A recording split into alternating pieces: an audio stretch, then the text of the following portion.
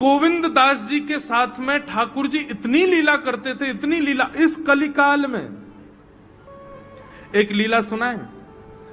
एक बार ठाकुर जी गोविंद दास जी के साथ छुपन छुपाई खेल रहे थे गोवर्धन पर्वत पे।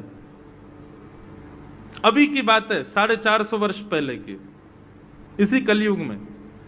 तो राजभोग मतलब दोपहर की प्रसादी के बाद ठाकुर जी के कपाट बंद हो जाते हैं और शाम 4-5 बजे खुलते हैं। आज भी ब्रज में ये नियम है। अच्छा, उसका मतलब ये नहीं है कि ठाकुर जी भोजन करके सो गए, नहीं। राजभोग पाके ठाकुर जी फिर अपने सखाओं के साथ गैया चराने जाते हैं।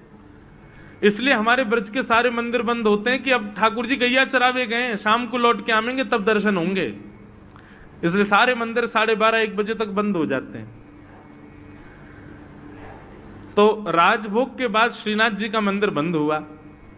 सोई श्रीनाथ जी गोविंद स्वामी और कुछ सखाओं के साथ खेलने निकल जाते गोवर्धन पर्वत पे।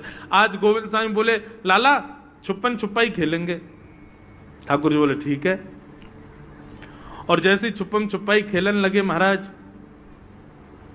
तो पहली डायन गोविंद दास जी की आई। बोले सब छुप जाओ, मैं 10 तक गिनती गिनूंगा फिर ढूंढूंगा। ठीक है।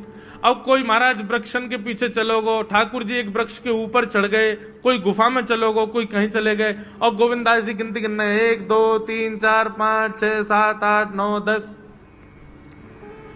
10 गिनती पूरी हुई तो गोविंद दास जी ढूंढने निकले। लेकिन सबसे सरल था ठाकुर जी को ढूंढना। क्यों? इतना इत्र लगाते हैं ठाकुर जी की जहां से भी जाते हैं वो जगह महक जाती पूरी। तो गोविंद दास जी क्या करते, सूंघते हुए चलते। जहां से भी चंदन की सुगंधी आ रही थी वहीं चल देते। वृक्षों को सूंघते, पृथ्वी को सूंघते, हर अंग से सुगंध आती ठाकुर जी की। तो जहां चरण रखते हैं महाराज वो वर्षों तक सुगंधित रहती है। सोई गोविंदास क्या करते, 2 मिनट में ही जाते और ठाकुर जी के जिस वृक्ष पर बैठ जाते वहीं नीचे से जाके कहते थे, ठाकुर जी पकड़ लियो। ठाकुर जी के, गोविंदा में कितनों छुप जाऊं, तुमको कैसे पकड़ ले।